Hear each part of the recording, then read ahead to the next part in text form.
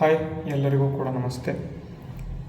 ಇವತ್ತಿನ ವಿಡಿಯೋ ಏನಪ್ಪ ಅಂತ ಅಂದರೆ ಅಗ್ರಿಕಲ್ಚರ್ ಆಫೀಸರ್ ಮತ್ತು ಅಸಿಸ್ಟೆಂಟ್ ಅಗ್ರಿಕಲ್ಚರ್ ಆಫೀಸರ್ ಎ.ಒ. ಮತ್ತು ಎ.ಒ. ಕೃಷಿ ಇಲಾಖೆಯಿಂದ ನೇಮಕಾತಿ ಮಾಡ್ಕೊಳ್ತಾ ಇದ್ದರು. ಕರ್ನಾಟಕ ಎಕ್ಸಾಮಿನೇಷನ್ ಅಥಾರಿಟಿ ಅಥವಾ ಕರ್ನಾಟಕ ಪರೀಕ್ಷಾ ಪ್ರಾಧಿಕಾರ ಏನಿದೆ ಇದಕ್ಕೆ ಸಂಬಂಧಪಟ್ಟಂತೆ ಪರೀಕ್ಷೆಯನ್ನು ನಡೆಸಿಕೊಡುತ್ತೆ ಅಂತ ಹೇಳಿ ಅಪ್ಲಿಕೇಶನನ್ನು ಕೂಡ ಕರೆದಿದ್ದರು.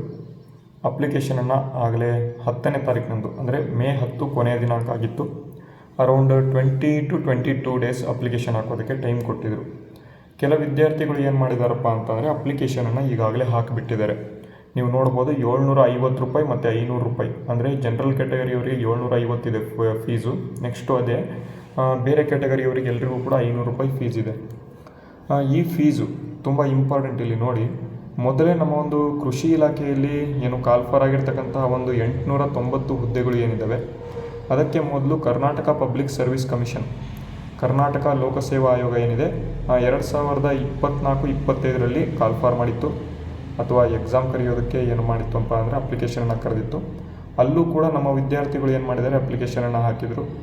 HK ಮತ್ತು ನಾನ್ HK ಟೋಟಲಾಗಿ ಅರೌಂಡ್ 20,000 to 25,000 ಅಪ್ಲಿಕೇಶನ್ಸ್ ಬರ್ತವೆ. ಯಾಕೆಂದರೆ 20ರಿಂದ 25,000 ಜನ ಅಗ್ರಿಕಲ್ಚರ್ ಆಫೀಸರ್ ಮತ್ತು ಅಸಿಸ್ಟೆಂಟ್ ಅಗ್ರಿಕಲ್ಚರ್ ಆಫೀಸರ್ಗಳಿಗಾಗಿ ಅಪ್ಲಿಕೇಶನನ್ನು ಹಾಕ್ತಾರೆ. ಓಕೆನಾ. ಈ ಒಂದು 20ರಿಂದ 25,000 ಅಪ್ಲಿಕೇಶನನ್ನು ಹಾಕಿರ್ತಕ್ಕಂಥ ಒಂದು ವಿದ್ಯಾರ್ಥಿಗಳು ಅಥವಾ ಅಭ್ಯರ್ಥಿಗಳು ಏನೇನಿದ್ದಾರೆ ಅವರಿಗೆ ಈಗ ಒಂದ್ಸಲಿ ಕ್ಯಾನ್ಸಲ್ ಆಯಿತು. ಓಕೆ, ಇಂಟರ್ನಲ್ ರಿಸರ್ವೇಷನ್ ಅಂತ ಒಂದ್ಸಲಿ ನಾಳೆ ಎಕ್ಸಾಮ್ ನಡಿಬೇಕಿತ್ತು, ಇವತ್ತು ಎಕ್ಸಾಮ್ ಕ್ಯಾನ್ಸಲ್ ಆಗಿತ್ತು. ಅಗ್ರಿಕಲ್ಚರ್ ಆಫೀಸರ್ ಎಕ್ಸಾಮ್ ನಾಳೆ ಪರೀಕ್ಷೆ ಇತ್ತು, ಇವತ್ತು ಎಕ್ಸಾಮ್ ಕ್ಯಾನ್ಸಲ್ ಆಗಿದೆ. ಕೆಲವು ವಿದ್ಯಾರ್ಥಿಗಳು ಯಾರು ಓದ್ತಾ ಇದ್ರಿ ಅಥವಾ ಅಗ್ರಿಕಲ್ಚರ್ ಆಫೀಸರ್ಗಾಗಿ ಯಾರು ಓದ್ತಾ ಇದ್ದೀರಾ ಅವರಿಗೆ ಈ ಮಾಹಿತಿ ಗೊತ್ತಿರ್ತದೆ. ಓಕೆನಾ. ಮತ್ತು ಅವರಿಗೆ ಕ್ಯಾನ್ಸಲ್ ಆಯಿತು. ಆದರೆ ಕರ್ನಾಟಕ ಪಬ್ಲಿಕ್ ಸರ್ವಿಸ್ ಕಮಿಷನ್ನಿಂದ ಅಮೌಂಟ್ ಬಂದಿಲ್ಲ. ಯಾಕೆಂದರೆ ಎಕ್ಸಾಮ್ ಕ್ಯಾನ್ಸಲ್ ಆದರೆ ಅಮೌಂಟನ್ನು ವಾಪಸ್ ಕೊಡೋಕ್ಕಾಗೋದಿಲ್ಲ ಅಂತ ಕ್ಲಿಯರಾಗಿ ಮೆನ್ಷನ್ ಮಾಡಿದರು. ಓಕೆ, ಅದು ಬಿಡಿ. ಕರ್ನಾಟಕ ಪಬ್ಲಿಕ್ ಸರ್ವಿಸ್ ಕಮಿಷನಿಂದ ಒಂದ್ಸಲಿ ಆಯಿತು, ಇಂಟರ್ನಲ್ ರಿಸರ್ವೇಷನ್ ಮಾಡಿಕೊಂಡು ಮಾಡ್ತಾರೆ ಅಂತ ಆಯಿತು, ಅದನ್ನು ಬಿಟ್ಟರು. ಆದರೆ ಕರ್ನಾಟಕ ಎಕ್ಸಾಮಿನೇಷನ್ ಅಥಾರಿಟಿ ಅಫಿಷಿಯಲ್ ಆಗಿ ಇಂಟರ್ನಲ್ ರಿಸರ್ವೇಷನ್ ಆದ ನಂತರ ಏನು ನೋಟಿಫಿಕೇಷನ್ನ ಬಿಡಬೇಕಿತ್ತು. ಆದರೆ ಕೆಲ ಕಾರಣಗಳಿಂದ ಬಿಡ್ತು. ಯಾಕೆಂದರೆ ಹಿಂದಿನ ಒಂದು 708 ಹುದ್ದೆಗಳು ಏನಿತ್ತು SDA ಮತ್ತು FDA ಹುದ್ದೆಗಳು, ಅದನ್ನು ಮಾಡಿದ ರೀತಿಯಲ್ಲಿ ಕರ್ನಾಟಕ ಕೃಷಿ ಇಲಾಖೆಯಲ್ಲಿ ಇರ್ತಕ್ಕಂಥ ಎ.ಒ. ಮತ್ತು ಎ.ಒ. ನೇಮಕಾತಿಗಳನ್ನು ಕೂಡ ಮಾಡಿಬಿಡೋಣ ಅಂತ ಬಿಟ್ಟರು. ಆದರೆ ಕೃಷಿ ಇಲಾಖೆಯಲ್ಲಿ ಇರ್ತಕ್ಕಂಥ ಎ.ಒ. ಮತ್ತು ಎ.ಒ. ನೋಟಿಫಿಕೇಷನ್ ಇಂಟರ್ನಲ್ ರಿಸರ್ವೇಷನ್ 400 ಪಾಯಿಂಟ್ಸ್ನ ಒಂದು ರೋಸ್ಟರ್ ಸೇರಿಸಿಲ್ಲ ಅಂತ ಇದನ್ನು ಕೂಡ ಕ್ಯಾನ್ಸಲ್ ಮಾಡಿದ್ದಾರೆ. ಈಗ 2ನೇ ಬಾರಿಗೆ ಕೃಷಿ ಇಲಾಖೆಯಲ್ಲಿ ಇರ್ತಕ್ಕಂಥ ಒಂದು 890 ಹುದ್ದೆಗಳ ನೋಟಿಫಿಕೇಷನ್ ಕ್ಯಾನ್ಸಲ್ ಆಗಿದೆ.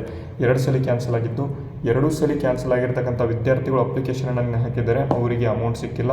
ಇವರು ನೋಡಿದರೆ ನೀವು ಕರ್ನಾಟಕ ಎಕ್ಸಾಮಿನೇಷನ್ ಅಥಾರಿಟಿ ಆಗಿರ್ಬೋದು, ಕರ್ನಾಟಕ ಪಬ್ಲಿಕ್ ಸರ್ವಿಸ್ ಕಮಿಷನ್ ಆಗಿರ್ಬೋದು, ನೀವು ಅಪ್ಲಿಕೇಶನನ್ನು ಫೀಸ್ ಇಡ್ತಾ ಇರ್ತಕ್ಕಂಥದ್ದು ಅರೌಂಡ್ 750-500 ಒಂದು ಸಾಲಿ. ಅಥವಾ ನಮ್ಮ ಒಂದು ವಿದ್ಯಾರ್ಥಿಗಳಿಗೆ ಒಂದು ಲೈಬ್ರರಿ ಫೀಸ್ ಕಟ್ಟಬೇಕು ಅಂತ ಅಂದರೆ ಅರೌಂಡ್ 700 to 750 ರೂಪೀಸ್ ಇರುತ್ತೆ, 1 ಮಂತ್ ಆಗುತ್ತೆ. ಆದರೆ ಇಲ್ಲಿ 700 to 750 ರೂಪೀಸ್ ಇವರು ಡೈರೆಕ್ಟಾಗಿ ಇಲ್ಲಿ ಅಪ್ಲಿಕೇಶನನ್ನು ಫೀಸನ್ನು ತಗೊಳ್ತಾರೆ. ಅಪ್ಲಿಕೇಶನ್ ಫಾರ್ಮನ್ನು ಓಪನ್ ಮಾಡ್ತಾರೆ, ಡೈರೆಕ್ಟಾಗಿ ಅಪ್ಲಿಕೇಶನ್ ನೋಟಿಫಿಕೇಷನನ್ನು ಕ್ಯಾನ್ಸಲ್ ಮಾಡ್ತಾರೆ. ಈ ರೀತಿಯಾಗಿ ಮಾಡ್ತಾ ಹೋದರೆ ನಮ್ಮ ಒಂದು ವಿದ್ಯಾರ್ಥಿಗಳ ಒಂದು ಅಮೌಂಟ್ ಏನಿದೆ ಅಥವಾ ವಿದ್ಯಾರ್ಥಿಗಳ ಒಂದು ಅಪ್ಲಿಕೇಶನ್ ಫೀಸ್ ಏನಿದೆ ಅದು ಎಲ್ಲಿ ಹೋಗ್ತಾ ಇದೆ, ಅದು ತುಂಬ ಇಂಪಾರ್ಟೆಂಟು. 20,000 ಅಭ್ಯರ್ಥಿಗಳ ಒಂದು ಅಪ್ಲಿಕೇಶನ್ ಏನಿದೆ ಅರೌಂಡ್ 750 ರೂಪೀಸ್ ನೀವು ಮಲ್ಟಿಪ್ಲೈ ಮಾಡಿಕೊಂಡ್ರಿ ಅಂತ ಅಂದರೆ ಕೋಟಿಗಟ್ಟಲೆ ಅಮೌಂಟ್ ಆಗುತ್ತೆ. ಆ ಒಂದು ಅಮೌಂಟ್ ಎಲ್ಲಿ ಹೋಗ್ತಾ ಇದೆ ಅಂತ. ಅದಕ್ಕಾಗಿ ಯಾವ್ಯಾವ ಒಂದು ವಿದ್ಯಾರ್ಥಿಗಳು ಈ ಒಂದು ಕರ್ನಾಟಕ ಎಕ್ಸಾಮಿನೇಷನ್ ಅಥಾರಿಟಿಯಿಂದ ಅಪ್ಲಿಕೇಶನನ್ನು ಹಾಕಿದ್ದೀರಾ ಅವರಿಗೆ ನೆಕ್ಸ್ಟು ನೋಟಿಫಿಕೇಷನ್ ಕರ್ನಾಟಕ ಎಕ್ಸಾಮಿನೇಷನ್ ಅಥಾರಿಟಿನೇ ಮಾಡುತ್ತೆ. ಪ್ಲೀಸ್ ಕರ್ನಾಟಕ ಎಕ್ಸಾಮಿನೇಷನ್ ಅಥಾರಿಟಿಯವರು ಏನಾದರೂ ಈ ಒಂದು ವಿಡಿಯೋ ನೋಡ್ತಾ ಇದ್ದರೆ ಎಲ್ಲರೂ ಕೂಡ ಏನಪ್ಪ ಮಾಡಿ ಅಂತ ಅಂದರೆ ಅವರು ಈ ಒಂದು ವಿದ್ಯಾರ್ಥಿಗಳಿಗೆ ಅಥವಾ ಅಭ್ಯರ್ಥಿಗಳಿಗೆ ಕನ್ಸೆಷನ್ನ ಕೊಡಿ. ಅಂದರೆ ಅಮೌಂಟ್ ಯಾರ್ಯಾರು ಪೇ ಮಾಡಿದ್ದಾರೆ ನಿಮ್ಮ ಹತ್ರ ಎಲ್ಲ ಡೀಟೇಲ್ಸ್ ಇದ್ದೇ ಇರುತ್ತೆ. ಅವರಿಗೆ ಕನ್ಸೆಷನ್ ಕೊಡಬೇಕನ್ಸಿದ್ರೆ ನೀವು ಡೈರೆಕ್ಟಾಗಿ ಅವರ ಒಂದು ಮೊಬೈಲ್ ನಂಬರ್ ಆಗಿರ್ಬೋದು ಅಥವಾ ಇಮೇಲ್ ID ವಿಳಾಸ ಇರುತ್ತೆ, ಎಲ್ಲವೂ ಕೂಡ ನಿಮಗೆ ಡೀಟೇಲ್ಸ್ ಇರುತ್ತೆ. ಇಲ್ಲಾಂದರೆ ಅವರ ಒಂದು ಅಮೌಂಟನ್ನು ರೀಫಂಡ್ ಮಾಡಿ, ಇಲ್ಲ ಅಂತ ಅಂದರೆ ಅವರಿಗೆ ಅಪ್ಲಿಕೇಶನ್ಸಲ್ಲಿ ಕನ್ಸೆಷನ್ಸ್ನ ಕೊಡಿ. ನೋಟಿಫಿಕೇಷನ್ನಲ್ಲಿ ಕ್ಲಿಯರಾಗಿ ಮೆನ್ಷನ್ ಮಾಡಿದರು. ಇಲ್ಲೂ ಕೂಡ ಕರ್ನಾಟಕ ಎಕ್ಸಾಮಿನೇಷನ್ ಅಥಾರಿಟಿಯಲ್ಲೂ ಕೂಡ ಮೆನ್ಷನ್ ಮಾಡಿದರು, ಒಂದ್ಸಲಿ ಅಪ್ಲಿಕೇಶನ್ ಹಾಕಿದರೆ ಹಣವನ್ನು ಹಿಂಪಡೆಯೋದಕ್ಕೆ ಆಗೋದಿಲ್ಲ, ಅಂದರೆ ಹಣವನ್ನು ನಾವು ಕೊಡೋದಿಲ್ಲ ಅಂತ ಇಲ್ಲೂ ಕೂಡ ಹಾಕಿದ್ದಾರೆ. ಆದರೆ ನೋಟಿಫಿಕೇಷನ್ ಕ್ಯಾನ್ಸಲ್ ಮಾಡ್ತೀವಿ ಅಂತ ಎಲ್ಲೂ ಕೂಡ ನೋಟಿಫಿಕೇಷನಲ್ಲಿ ಹಾಕಿಲ್ಲ.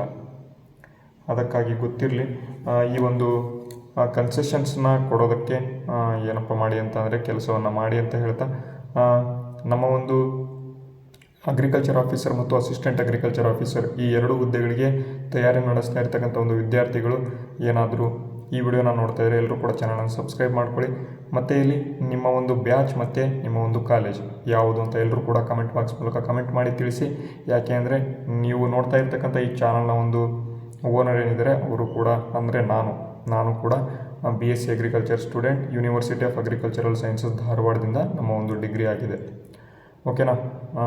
ಅಗ್ರಿಕಲ್ಚರ್ ಆಫೀಸರ್ ಮತ್ತು ಅಸಿಸ್ಟೆಂಟ್ ಅಗ್ರಿಕಲ್ಚರ್ ಆಫೀಸರ್ಗಳಿಗಾಗಿ ಯಾರ್ಯಾರು ಇದುವರೆಗೂ ಈ ಒಂದು ವಿಡಿಯೋನ ಕೊನೆಯವರೆಗೂ ನೋಡಿದ್ದೀರಾ ಎಲ್ಲರೂ ಕೂಡ ನಿಮ್ಮ ಒಂದು ಕಾಲೇಜ್ ಮತ್ತು ಇಲ್ಲಿ ನಿಮ್ಮ ಪಾಸ್ಔಟ್ ಇಯರ್ ಕಮೆಂಟ್ ಮಾಡಿ ಅಂತ ಹೇಳ್ತಾ ಇವತ್ತಿನ ವಿಡಿಯೋ ನಿಮಗೆ ಯೂಸ್ಫುಲ್ ಆಗಿದ್ದರೆ ನಿಮ್ಮ ಎಲ್ಲ ಸ್ನೇಹಿತರೊಂದಿಗೆ ವಿಡಿಯೋನ ಶೇರ್ ಮಾಡಿ.